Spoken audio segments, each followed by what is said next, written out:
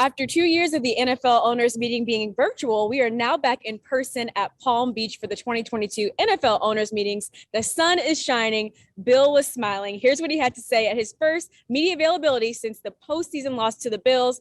He was talking about the coaching changes. Yeah, I think our staff is complete. Wouldn't rule anything out, but I don't think we necessarily would hire anybody else. Great to have Joe Judge back and Matt, of course, and they're two really good coaches. Along with some of the other coaches that we have offensively. Nick Haley, Troy, and so forth. Guys who were there last year.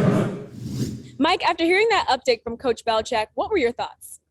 Well, clearly he has a ton of trust, in Joe Judge and in Matt Patricia, two coaches who have been with him for a long time. I know they left for a little while, but they have been there. They've been well-versed in the system, and I think that they are the ones who are kind of poised to take over the offense. Now, in what capacity that will be exactly, he wasn't giving any hints away. I don't think he's too worried about it at this point. I think what matters is he has two coaches that have been with him for a while, that know what he wants to do, that he trusts. So I think he thinks his offense at this point is in good hands with those two coaches. A bulk of the Patriots re-signees were veterans: James White, Devin McCourty, and Matthew Slater. You wouldn't believe what Coach Belichick had to say about Slater. I feel very fortunate to coach two of the best at the position that have ever played. Certainly Matt Slater, go out there with in a kicking game with Brady on offense and Taylor on defense. So I feel very, very fortunate to have had the opportunity to coach all the players, but let's say those three in particular. Mike, did hearing that take you by surprise? Well, that's certainly rarefied air to be with Tom Brady, Lawrence Taylor. That's a holy triumvirate of Belichick players covering offense, defense, and special teams. There's no question what Matthew Slater has meant to this team on and off the field.